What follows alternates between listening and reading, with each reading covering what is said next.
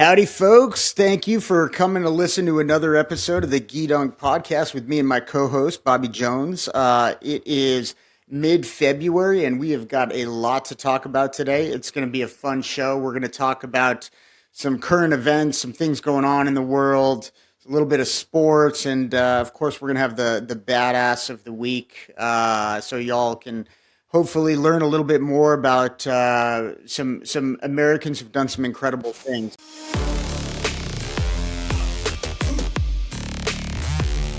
So I'm gonna start today by talking about some current events. And so President Trump, of course, always in the news, but back in the news with some of the Republican bills that have been introduced in the House of Representatives, including the SAVE Act. So, Bobby, what's the SAVE Act?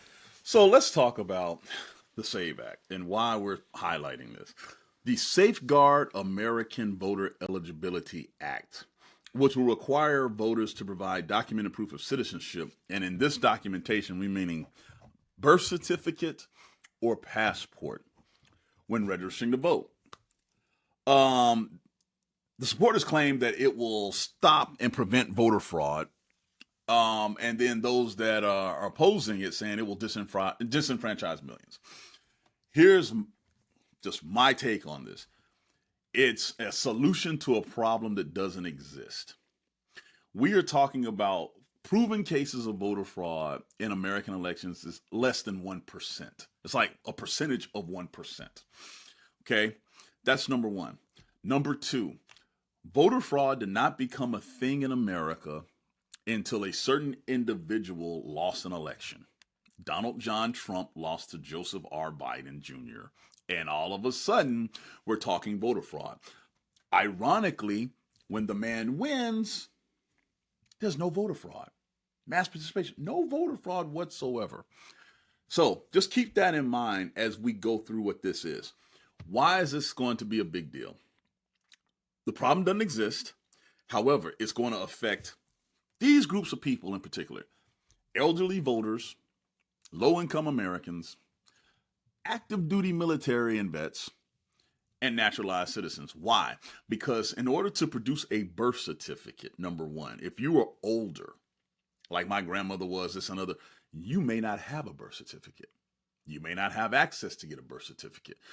Where my family is from, when you were born, you put the birth date in the family Bible. That was documentation of birth. So elderly citizens, especially when you look at modern day technology and how we're going to verify these things, don't have access. If you don't have money, if you're lower income, if for some reason you lost the birth certificate or never got a copy of it, you're screwed, right? If you are a woman and you get married, the act is saying that the name on the birth certificate has to match the voter's name. Meaning, if you got married, change your last name, ladies, and then all of a sudden you want to update your registration to vote, or you move this and the other, your name on your birth certificate has to match the voter ID registration that's on the rolls. If not, you're not eligible. Okay. So if you have a valid driver's license in whatever Yes, state, does not you're in count. North Carolina and you changed your name when you got married and it's different than your birth certificate, you can be turned away from the polls under this law. Yes. Not only that, driver's license, and here's where it comes into the military: active duty military IDs, your CAT cards that give you access, don't count. Don't count. So a military ID doesn't count under this law. So you have No, to hmm. no.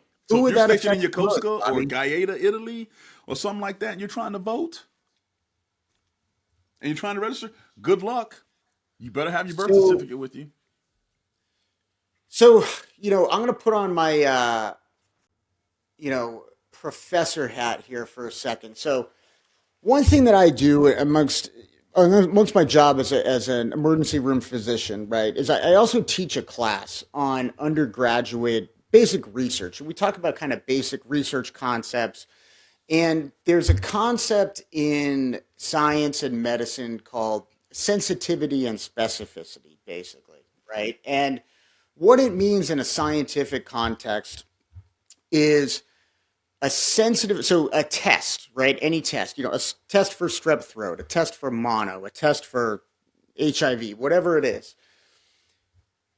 No test is perfect. So you'd want a test to be 100% sensitive and 100% specific. And what that would mean is all of the true positives, okay, like all the people who truly have strep throat, you want the test you want those people to test positive when they take this test, right? A specific test would be a test in which nobody tests positive who also happens to not have strep throat. So sensitivity is concerned with true positives, specificity is concerned with true negatives. And it might be kind of hard to follow as I'm explaining it, but much of the stuff that we argue about is related to sensitivity and specificity. So bear with me for a second. So you can design a system, right? I think objectively, everyone would say, hey, we only want people who are eligible to vote in American elections, right? That is something that everyone would agree with, right? Nobody wants undocumented people voting in an election they're not eligible to vote in. However, people would also say, I also want to ensure that everyone who is eligible to vote is allowed to vote, right? So these are two different things. We're saying, hey, the sensitive approach is we make sure that everyone who is allowed to vote can vote. The specific vote approach is like, let's make sure only people who are allowed to vote are allowed to vote. And we don't care if someone who might be eligible isn't allowed to vote, because the important thing is making sure nobody at all who is ineligible to vote is allowed to vote, right? And so you see this concept again and again and again and again across everything, right? You see it for the death penalty, right?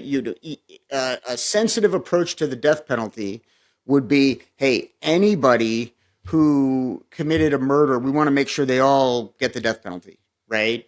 And if some innocent people are executed, that's terrible, but we're not going to stop doing the death penalty. A specific approach would be like, no, no, no, no. We are absolutely not going to execute any innocent people.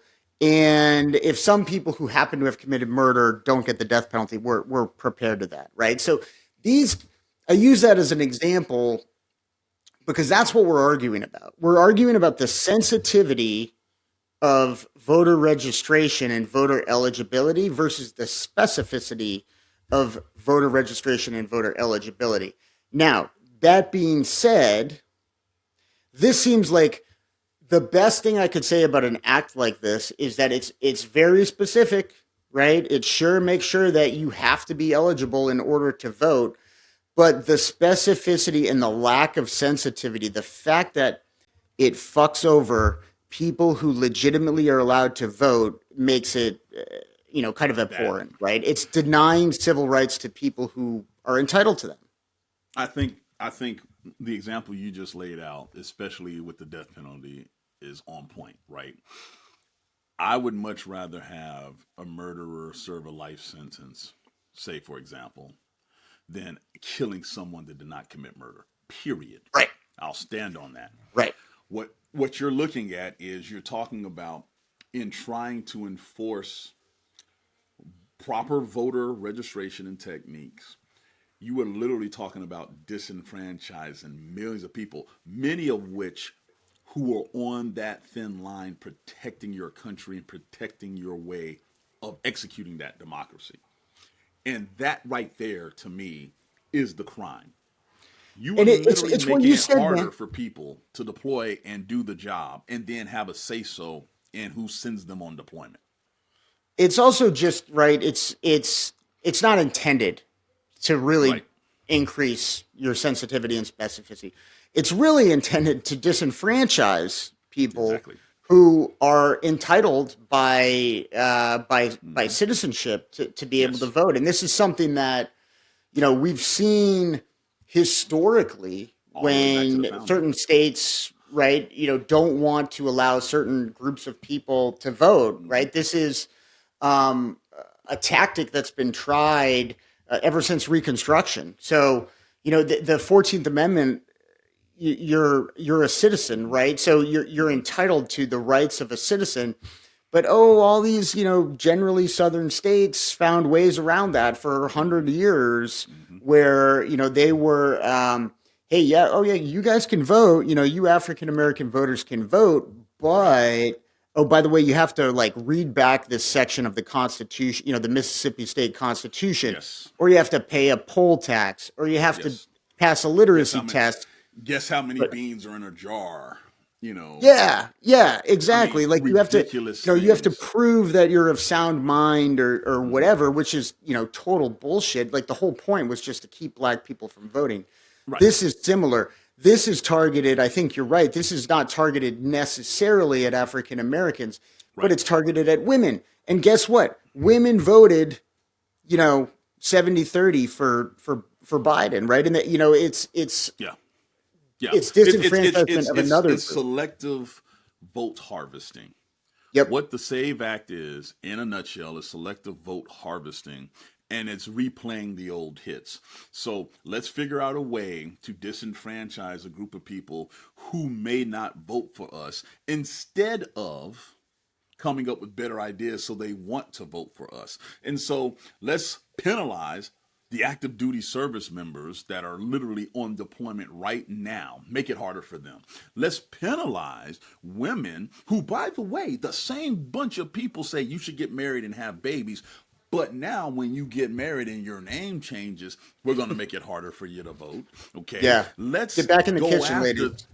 yeah, and then let's That's the go attitude. after, and then here's the other thing: naturalized citizens are affected by this too. So if you go through the immigration process the right way, Yep. because of these birth certificate qualifications and stuff like that, guess what? It's now harder for you to vote. So, yes, bring your talent, do it the right way, pay your taxes, be a proactive citizen. But we're going to make it a little bit harder for you to vote. And mind you, again, we're talking about less than 1% of all voters have committed voter fraud. It's not even close to that, statistically speaking. So, So, why do Bobby, this? a little, since you are now running VFRL, let me tell you a little VFRL story, man. Mm, So, I don't know if I've ever told you this before. So, the first election that we participated in was in North Carolina in 2018, and mm-hmm, we backed great candidate. This guy Dan McCready, former mm-hmm, Marine, mm-hmm. um, had done an Iraq tour. I don't know if he did two. He may have done more, but had gotten out, had made a bunch of or starting to make a living at doing some green power stuff in North Carolina. He was a fantastic candidate, like family guy, really strong Democratic candidate in a pretty purple district, included parts of, if I recall, Charlotte, like kind of the Charlotte suburbs. And McCready in 2018, right? So in 2020 was when all the voter fraud bullshit started, right? Mm-hmm. Like all the Trump saying, there was a bunch of voter fraud. Well, the only voter fraud in 2018 that was ever found to be correct was in Dan McCready's race by his Republican opponent, who Yep, I hired a remember that. guy. So his opponent hired this convicted felon, this guy Leslie Dowless, who went around and basically went around to. He said he was going to go around and collect absentee ballots, and he basically did that. He went around like Bladen County, North Mm-hmm. Carolina. He helped people, fill out their absentee ballot, and made sure that all these African American voters were filling out absentee ballots, Remember that. and for Mark Harris, who was the Republican candidate, and he was, it was it was actual voter fraud, and guess who did it, Yes, folks? The yes, the Republicans did Republicans. it. As a So matter of fact, overall, here, especially the last decade, overwhelmingly, the voter fraud cases have been on the Republican side. In yep. the 2020 election, especially. So The crocodile tears that are being shed right now on voter registration and voter fraud would be comical if not sad, right? Yep. And so, look, BFRL, all of us, we believe that every American has a right to vote. Election integrity is important, but also accessibility, Yep. also being able to vote and do it the right way. And most importantly, you are disenfranchised in America. Seniors, the working class, poor, and active duty military. These are the people that you think should have a harder time getting access to the ballot box with this law. Period. Period. Voter and voter rights have been a central issue to America from day one. And we have had to work hard for 200 years to expand it. Originally, it was just white, basically wealthy land owning men.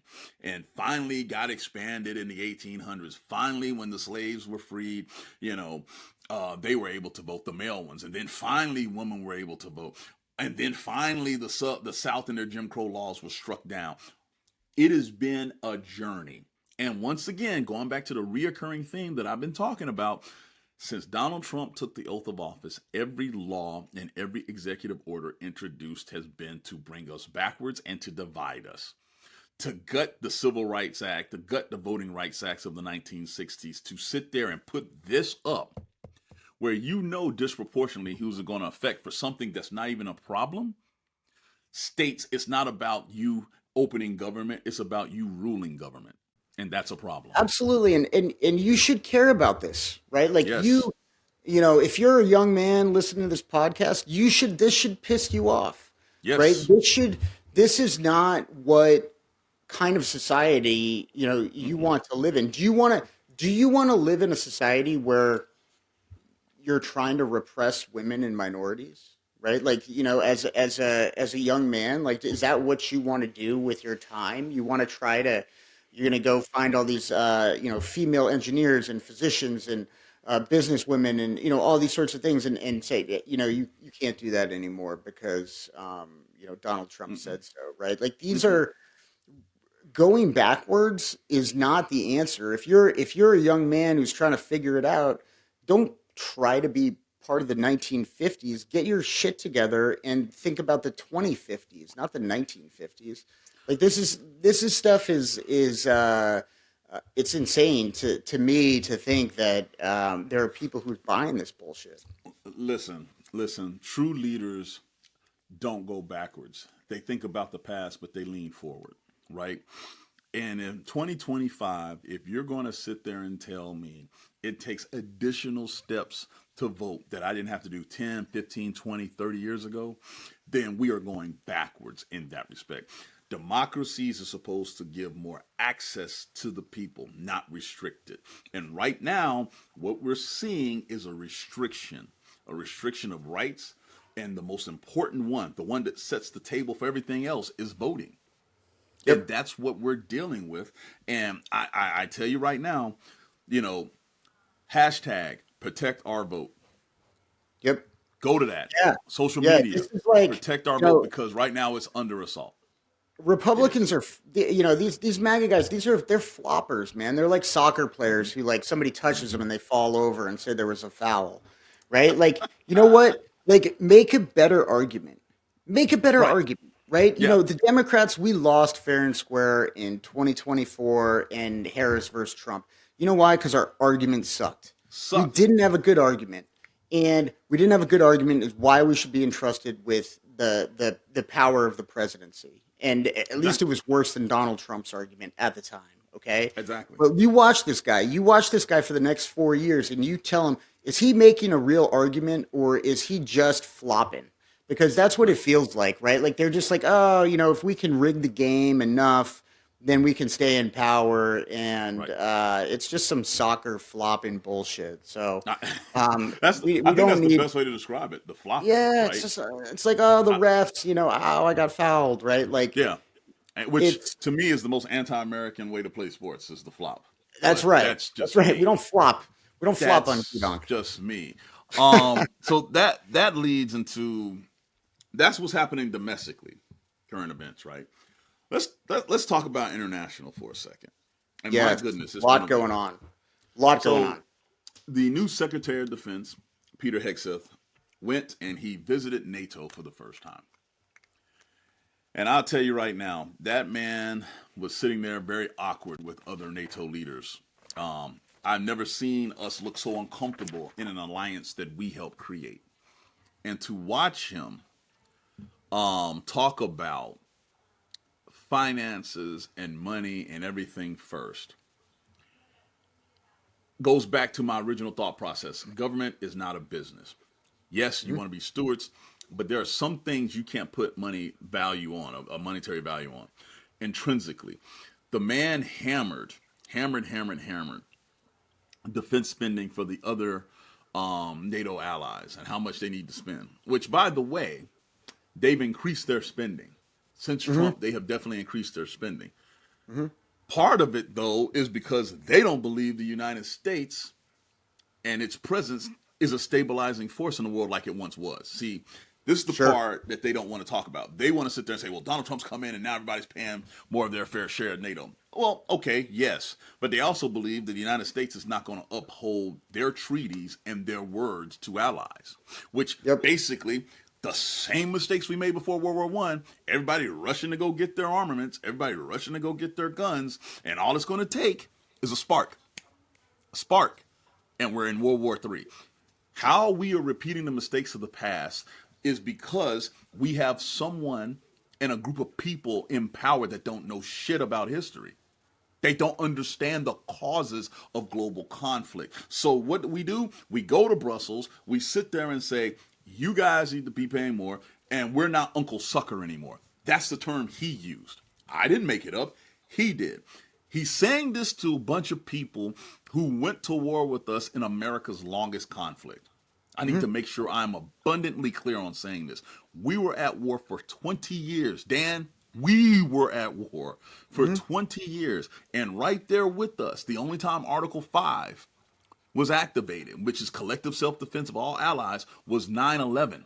They went to war Yep. because of us. They could have stayed on the continent and did nothing. Mhm. They Mhm. went to war with us. So they have paid what we call blood equity into this alliance. The only time it's been activated was us. Okay? So now, on top of all of that, the man had the nerve to sit there and say with the war in Ukraine that, hey, it's not realistic for Ukraine to want all their land back. We just basically need to get peace, however that happens, and we just draw a line in the sand and say this. So basically, the 20% or however many percent of Ukraine that's been taken by Russia, just let them have it. And he called it a negotiation. Yep. Bullshit. It's a surrender.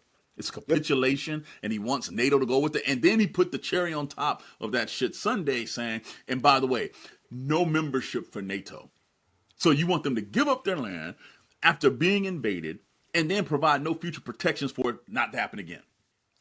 Yeah. What ruler, what president, what prime minister would accept those terms? It wouldn't happen in the United States. Hell, it wouldn't happen in our houses. Someone tried to do that on my land, on my piece of property. I'd tell them to take a long walk off a short pier.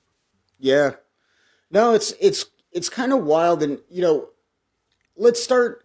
Let's take a step back for a second. Mm-hmm. When we think about Ukraine, right? And I've talked to. I almost have yet. Maybe I have, but almost universally, I would say American veterans of military service, um, believe Ukraine has a right to defend itself and believe that we should help them. I Yep.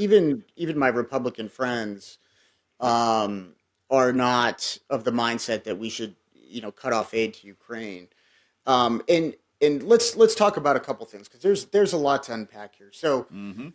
first of all, when Ukraine was invaded and President Biden did a lot of things, and there was sort of some of this fairly starts with Biden, right? Mm-hmm. Biden, I've heard from people who have been over there both in a combatant role as members of the Ukrainian armed forces. I've spoke to people who have worked with the CIA who've been over there, and a general feeling is that the U.S. kind of always gave Ukraine enough money and weapons to keep going and to Mm-hmm. defend them and prevent the Russians from running through the entire country, but not really enough to sort of retake the land.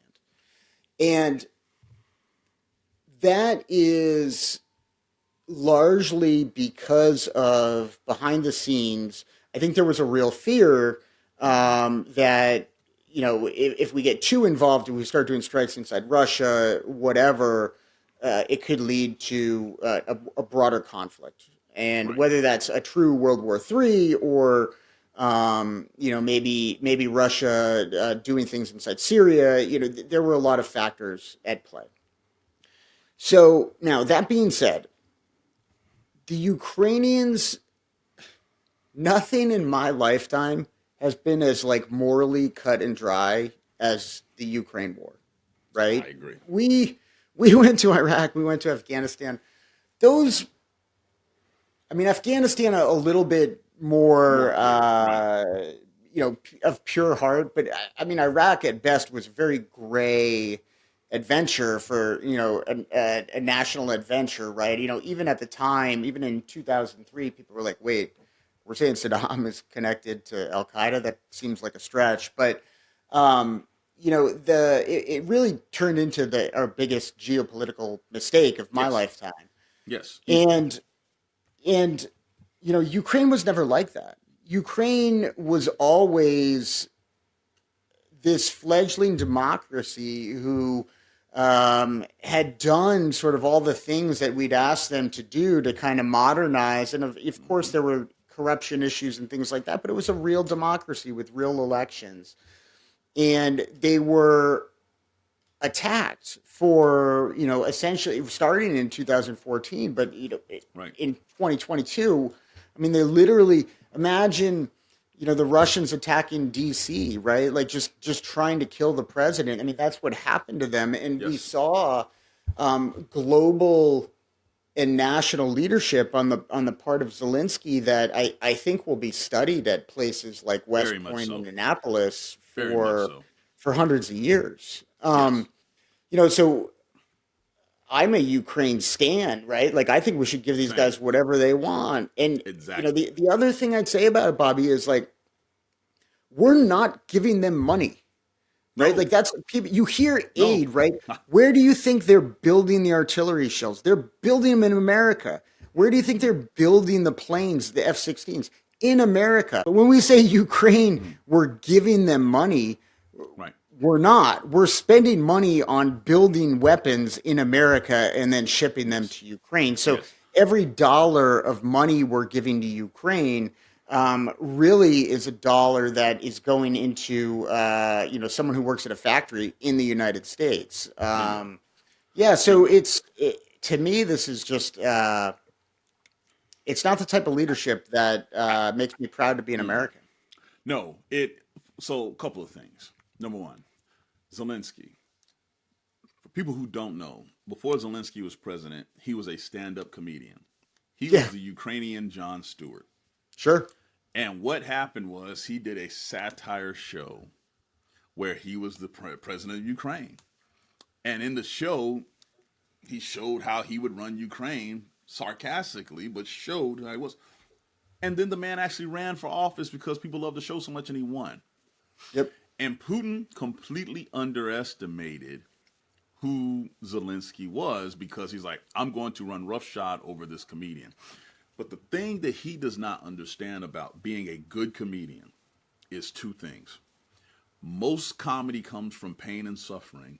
And the second piece, the most important piece, is they are effective communicators when it comes to messaging. They Mm, have to be able to relate a life experience to someone who may never have experienced it. So in the sure. first few months of that invasion, and you see Zelensky talking to the countries of the world, right? In multiple languages, etc. The way he was able to communicate with people, we were like, dude, what do we need to do to help them? In a way we really haven't seen often, like you said, in our lifetime, right? Not in our lifetime. I mean, I think you have Right. to go back to like a Churchill, Exactly. The to man was see. like, I stand on business. Yep. They tried to get him out of there. He's like, I'm not leaving. They tried to get his wife and kids out of there. He said, we're not leaving. Slava There's Ukraine. this, I think it was the first night of the war. Um, I don't know if you remember this. There's a clip of it's like Zelensky and like the Minister of Defense and one or two other sort of government ministers, and they're standing right outside the presidential palace in Kyiv, and they're doing a little I selfie remember video, that. and they're like, "Hey, I'm here. I'm not leaving. I'm Yep. the Minister of Defense is here. He's not leaving." And I was like, "That is fucking Dude, badass, it was man. bad. Like that It was is like people talk about being a yeah, badass. This man knows he's target number one. He stands, yep, and his wife and his kids stand there and stay there too.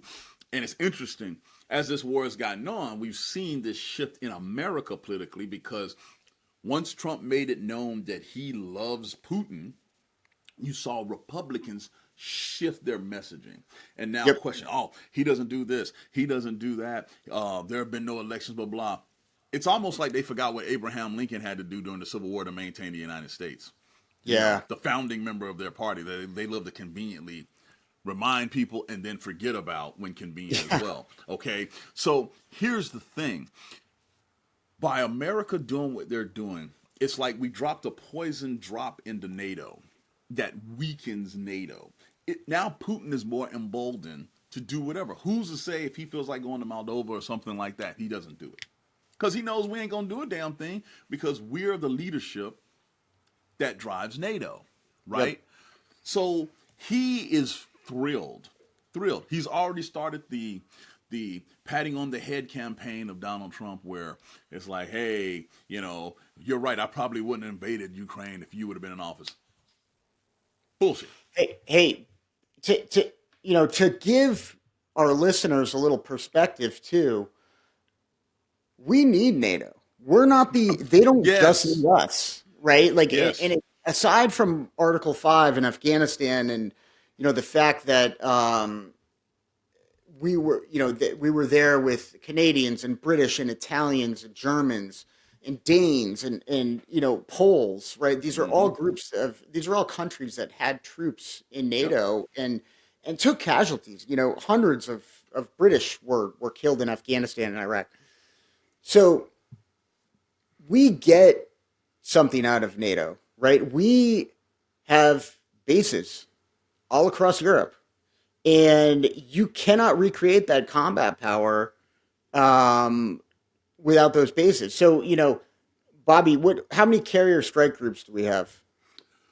We have, what is it? 10 carrier strike groups. So we 10. got 10 Well, yeah, carriers. How many of 10 them are, carriers. worst case scenario, like how many could be at sea at one time?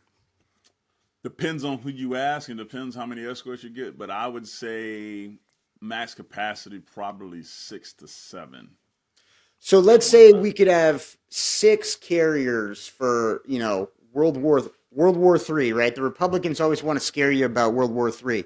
So Mm-hmm. let's say we had no bases anywhere in Europe, right? Because we Mm-hmm. left NATO or Mm-hmm. whatever, and we just Mm-hmm. had six carrier Yep. groups.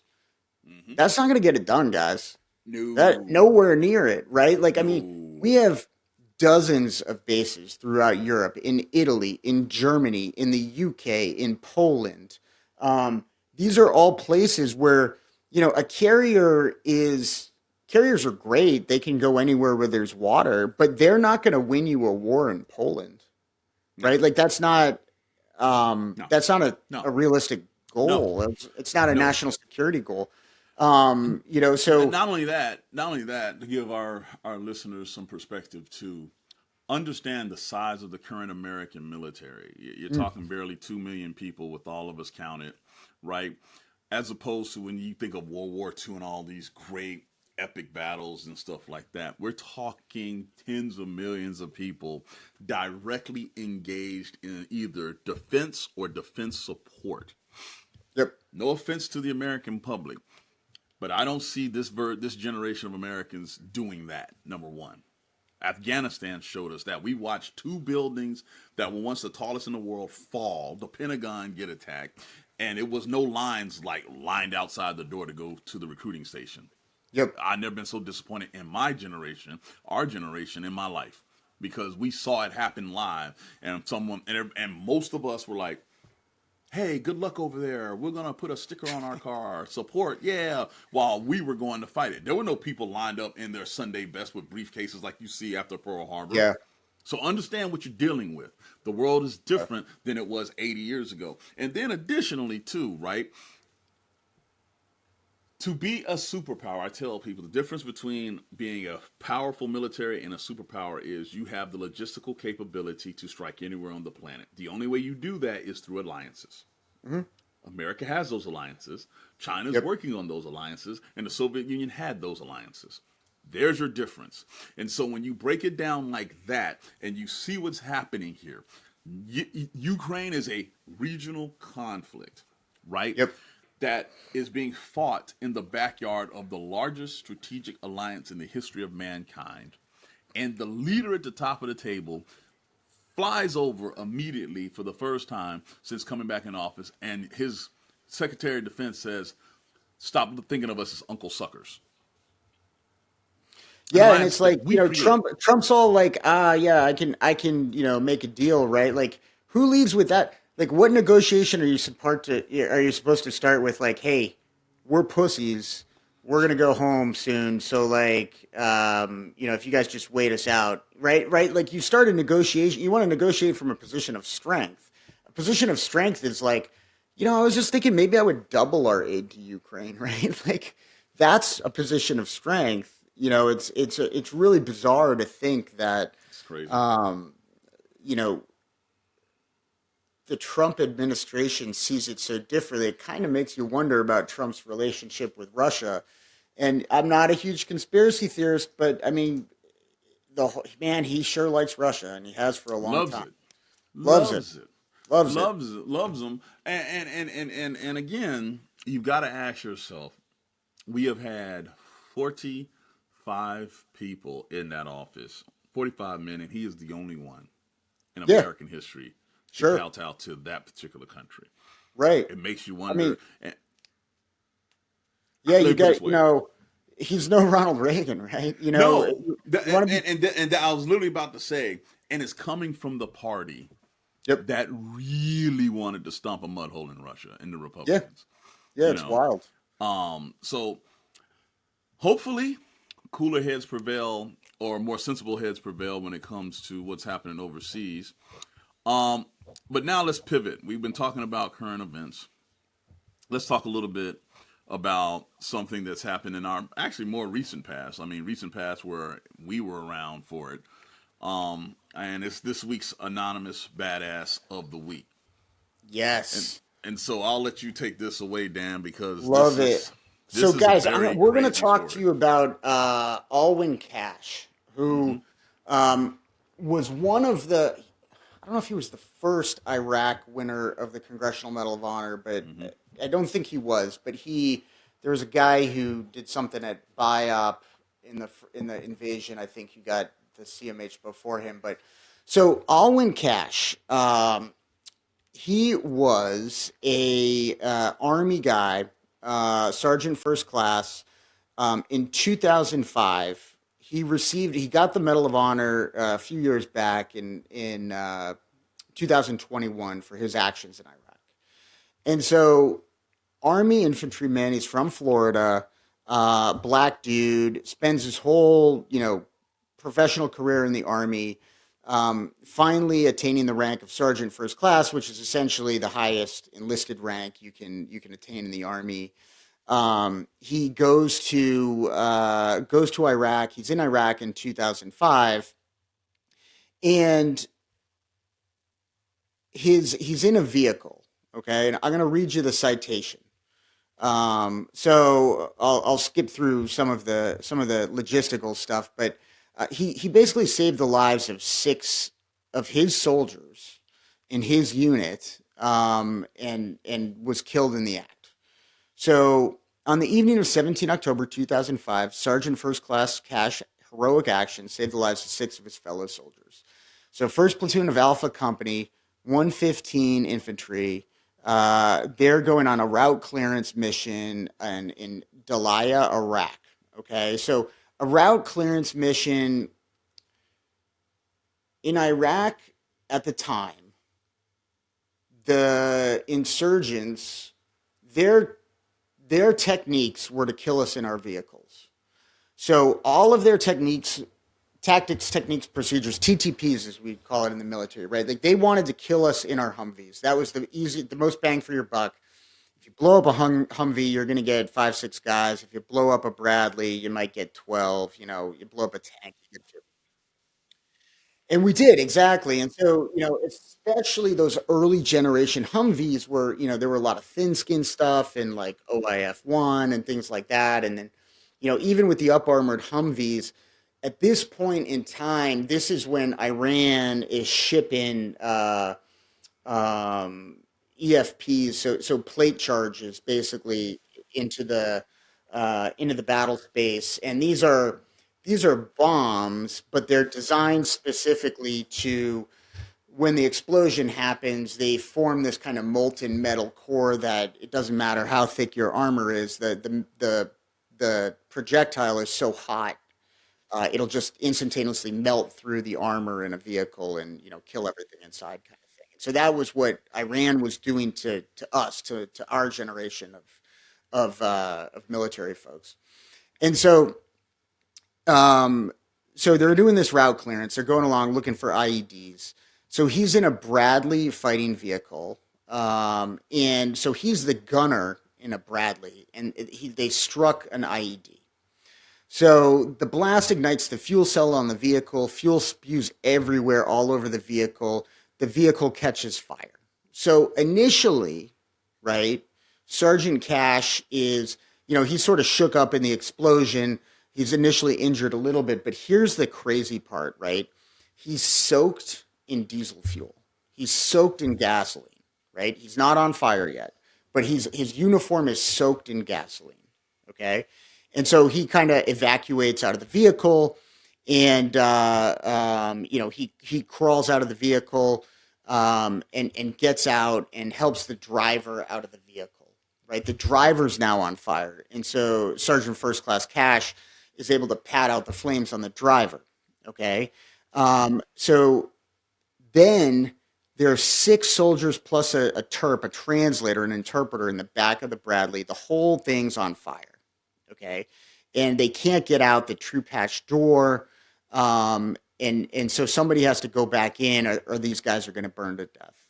And so Alwyn Cash, knowing that he's drenched in gasoline, runs into a burning vehicle and opens the hatch door and pulls these 6 dudes out, right? And so flames, the entire vehicle's on fire. He goes back in, and he's obviously in horrible pain. He's literally being burned to death. And while he's being burned to death, he keeps going back to get other soldiers out, pulling them out. He's refusing to, stop, drop, and roll and do all this stuff. And, despite being covered with 50, 60%, or sorry, actually 72% third degree burns all over his body, he's refusing medical evacuation until his men are evacuated. Um, Absolutely insane story of valor. And he originally, true to Army fashion, is awarded the Silver Star, which is a award for valor, but this is obviously above and beyond. Sergeant Cash is evacuated, dies a few days later, and in the 2018-19 range, several congressmen, including I have to mention Dan Crenshaw, former Navy SEAL, who I've frequently been quite critical of, but not in this case. Um, Tried to upgrade his award to the Medal of Honor, and he was ultimately awarded the Medal of Honor posthumously. But total badass story. The man, it's one thing to even run through a field, Jeez, an open space with bullets snapping by. Once you hear bullets snap by your head, you know what that sounds like. But to literally be covered in fuel and be like, I'm going to run into this fire covered in fuel to pull people out. Just an incredible story of a man who knew that he would die doing that act, but did it anyway. yeah. It's funny that you say he knew. There's no question that he had to make that calculation at some point, and, and I think people underestimate the power of motivation for other people. I, his own safety was thrown to the side because he was focused on his guys in the Bradley, period. And he goes and does superhero things, right? And this is why when I talk to young people, especially young men, I'm like, you need to have a cause and a crew. You need to have a cause as to why you're doing it, and a group of people that are like minded that you give a damn about. Why? Because it's going to motivate you to do things that the average person will never ever be able to accomplish.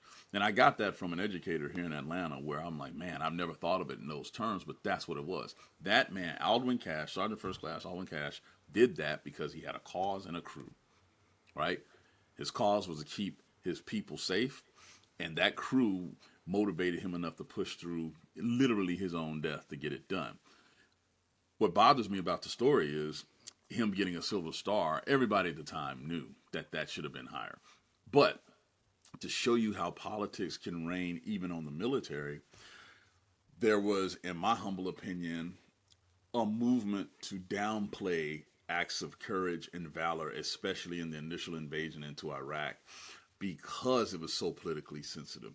And just like in Vietnam, if you're sitting there handing out Medal of Honors, the highest form of decoration we have in our military, then obviously the conflict is going a heck of a lot harder than you're portraying in your daily briefings, which was the case, right? Yeah. There's no one that went to Afghanistan, Iraq, the Middle East, Persian Gulf, whatever, anywhere during the global war on terrorism and thought that they were being portrayed, what was happening abroad was being portrayed accurately here at home. There's just no way. I mean, I came back from Japan in '03 after being all over the Pacific dealing with global war on terrorism type stuff. And I come home and people ain't even heard of it. They just thought, hey, it was just Iraq and Afghanistan. I'm like, no, this is a global war. I was like, OEF-P, Philippines, OEF here. And to this day, most Americans don't know that we went all over the place, right? And so for us to be able to highlight someone like this, who I mean just above and beyond, Yeah, I having to know that he wasn't going to make it. I mean, come on, man. it's crazy. And that was the thing, not that I didn't ever experience moments of fear Right. in combat or whatever, but when you were the truth about Navy SEALs or Delta Force or even Army Rangers in general, the combat it's very risky for kind of a brief period of time in general. There are exceptions, of course, but let's say you're gonna hit a target.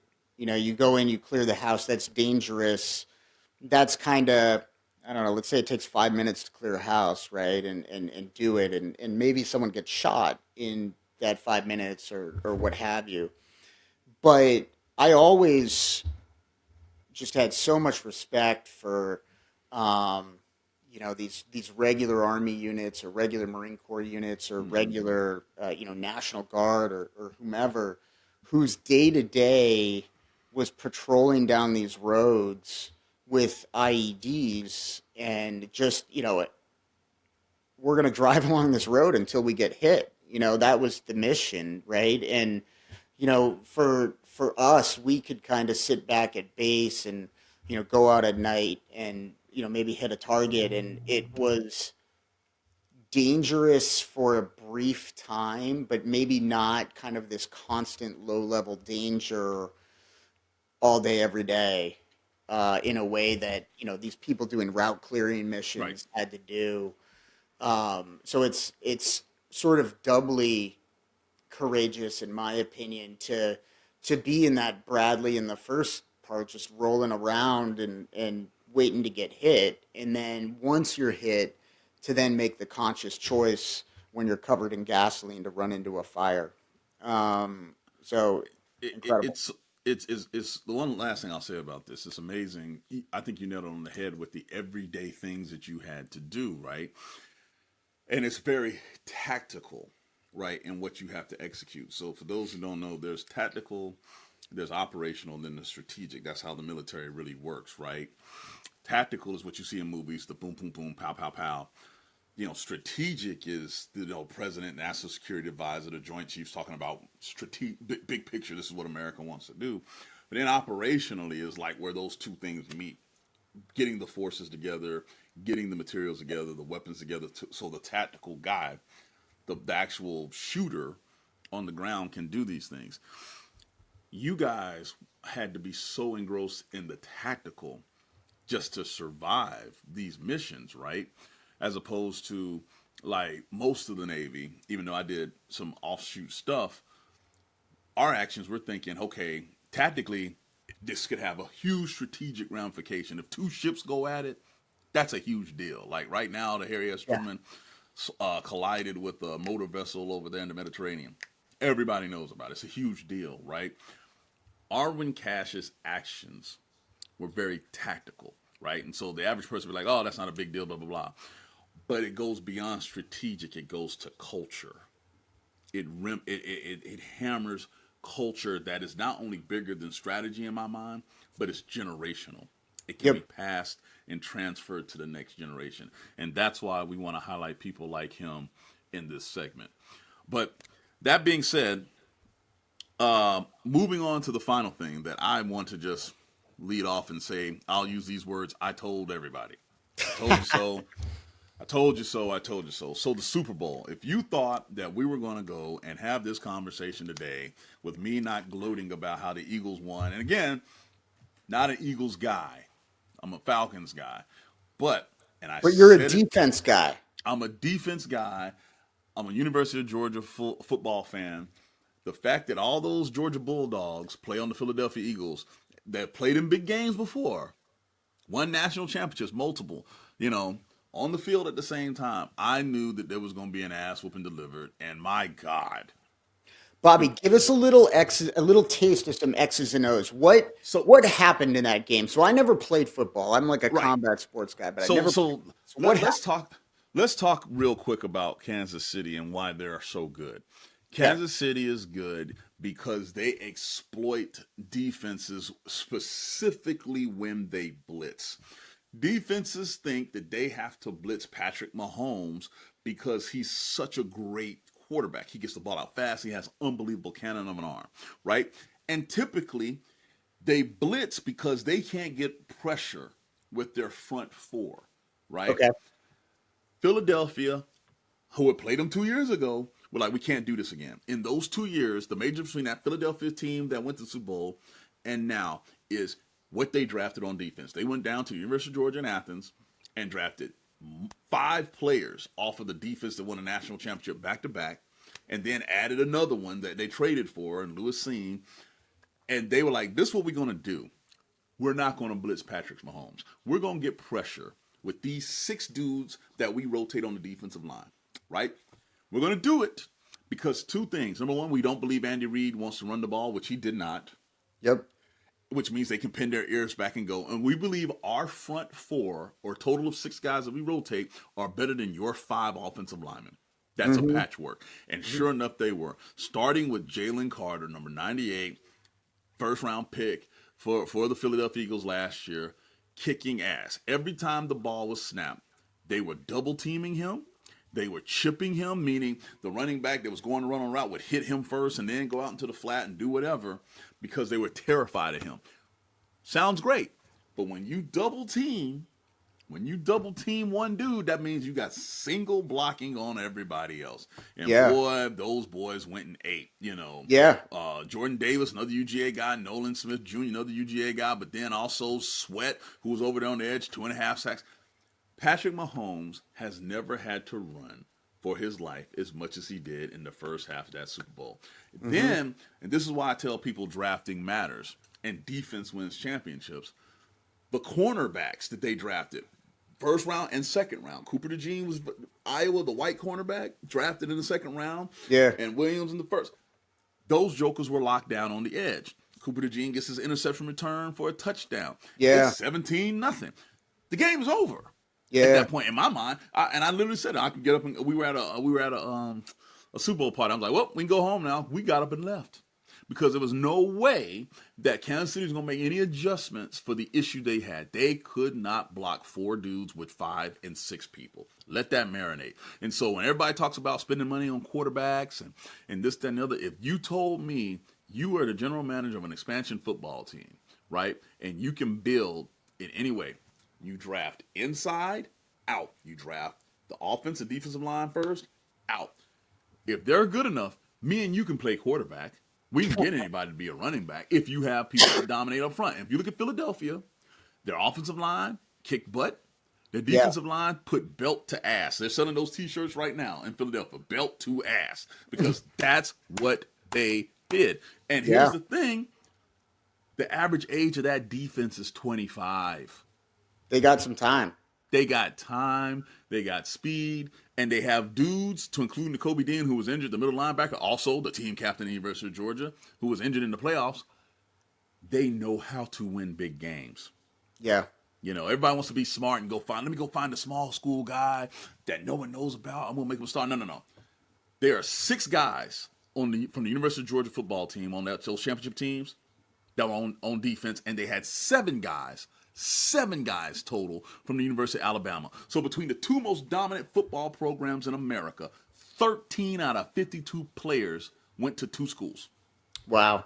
That have won in the last decade how many national championships? Yeah. And now you want to know why they were able to kick Patrick Mahomes' ass? That's why. That's why. The quarterback, Jalen Hurts, University of Alabama. Your 2 best players on each side of the ball, Devontae Smith, his receiver at Alabama, won the Heisman Trophy at Alabama, consensus All-American. That's who he threw the deep pass to. So Alabama took care of the offense. Georgia took care of the defense. And I know people hate hearing it, but the SEC, it matters. It matters. Hey, man, I will root for any team that's not in the SEC. I would root for Vanderbilt in certain concepts, but just like give me a pack, well, I guess there is no Pac-10 anymore, but Pac-2. Yeah. So think about it. 13 players. Yeah, they're dominant. They have 13 players for only 2 schools, and let's see, back to back. In the last decade, they won 7 national championships, 6 national championships. It's insane. There's got to be some LSU guys in there too, right? Like it's and that's the other thing. Okay, probably half the team was SEC. Go away. I was about to say, go away. If you look at the geographical, forget the conferences for a second, but the geographical distribution of the Philadelphia Eagles, they come from Southern football schools. Mm-hmm. The SEC, some ACC teams like Clemson and stuff like that, they come from this section of the country. Now, and it's interesting, part of the reason why people say the NFL is more popular nationwide than college is because the South dominates college. Yes, I know Ohio State just won a national championship. Congratulations. Michigan, you won it last year. Congratulations. Although Michigan cheated and Ohio State spent how many millions of dollars? Michigan cheated with a Naval Academy grad, though. Yes, Stallions, and he put all that to good use. Here's my thing, though. That was not always the case historically. Historically speaking, the Northeast Corridor was the original football powerhouse. And Penn State, the Ivies at one point, the Big Ten. It changed when the South realized they could be good at it, and they cared about it because it was the first time since the Civil War they saw themselves being better than the North at something. And so they put all their resources into it. People need to understand the 20th century all the way up until the 1926 Rose Bowl or 1920 Rose Bowl, when Alabama went out there and won a bowl game, and it shocked everybody. And back then, that was the only bowl game. It took them 2 weeks to come back home on their train because they stopped at every little small town to celebrate, and here we are. So interesting. It brings, because you got to understand, you still had Civil War vets alive in 1920. In the 1920s that remember the Civil, and they had been downtrodden. They had an occupation of Northern soldiers for a decade, and this and the other. This was the first time they got their lick back, where they said and they played Washington, Seattle, and beat them like they stole something. Bear Bryant was actually, I want to say, on that team, if I'm not mistaken, as a player, right? And so then the South was like, oh my God, you know what they did? They brought coaches from up north. John Heisman, he went to Georgia Tech. They brought coaches that were good from those Ivy League schools and brought them down south to coach. And all of a sudden, you saw this subculture build where, okay, we're good at something. And I tell people to this day, as great as the civil rights movement was, Dr. King was, it was the integration of college football in the South that integrated the Southern society. When Bear Bryant got his butt beat at Alabama in 1970 by USC, and they had a running back that was black, that was from Birmingham, but could not go to Alabama because he was black, that game changed everything. Huh. That's when all the integration in the South changed. He ran for damn near 200 yards on Alabama. Alabama hadn't won a national championship since 1966, so it was 4 years without them winning a championship. Because if you know anybody about Alabama fans, they don't win a championship every other year. Something's wrong with society. And so they didn't televise the game. They just played the game purposely. John McKay flew out to an airport, met Bear Bryant. They made the deal. They fly out there. They turn off all the TV cameras because they didn't want the state to be embarrassed. Because Bear Bryant knew they were going to get their butts kicked. He knew. And they won. They go out and recruit their first black players that season. And Ozzie Newsome, the guy that put together the Baltimore Ravens as they are today, was one of the first recruits. He was the first black team captain at Alabama. Hall of Fame tight end with the Cleveland Browns. Goes on to become the general manager, drafts Ray Lewis and all those guys. They won a national championship 2 years later in 1972. Wow, I didn't know that. He was one of the team captains. So when you talk about the power of sports and the unifying power of it, right? Yeah. When Bear did it, the rest of the Southeastern Conference was like, oh, okay, since he did it, we can integrate now. And at University of Georgia, we have a monument to the first black players at UGA. That happened right after Bear did it. And all of a sudden, everything changed. The South prides itself on its football. It's a unifying factor. That's why they'll chant the SEC stuff. And it's annoying to everybody else. I get it. But I understand why it's done. It's a point of pride. It's one of those few things that showed the unity of the area of the country coming together. The NFL don't give a damn about that. It's all about pros. It's all over the country, which is why it appeals in Pittsburgh, New York, Boston, stuff like that, because they can't compete at the college level. Forget that. Now, what's interesting, my final point on this is the NFL rules, because it has this salary cap that means everybody operates with the same parameters. Yep. It's parity, and it's your brilliance in evaluating talent and fielding it that's appealing. It's the closest thing that we have to an equitable business model, really, in the United States, when you think about it. I know everybody's going to have the same amount of money to deal with. You have the same organizational structure everywhere. Only difference is you're in different locations. You get to travel the entire country. You can find anybody you want. And here we go. Come August, we're going to start it over again and see who's the smartest with their money and the same damn rules. It's the ultimate meritocracy. Baseball doesn't have that. Basketball doesn't have that. Hockey doesn't have that. Only the NFL has that hard salary cap where any team, to include the Cleveland Browns, could win a Super Bowl next year based on what they do in the offseason. Come on, don't talk crazy, man. Cleveland Browns. You got to give them hope. You got to give them hope. Well, that's a good place to end it. Hey, next week we got to talk some boxing. There's Dimitri Bivol and Artur Beterbiev are running it back the following weekend. So, yeah, we got to talk some boxing. And not only can we talk boxing, we need to talk about the popularity of MMA versus boxing and why the differences. Because I got some questions. That is an interesting. Boxing is back, baby. We are back. So it's good stuff. Well, hey, thanks for listening, guys, and we'll check us out on YouTube, and we'll be back next week with some more hot takes. Thanks for listening. All right, thanks, guys.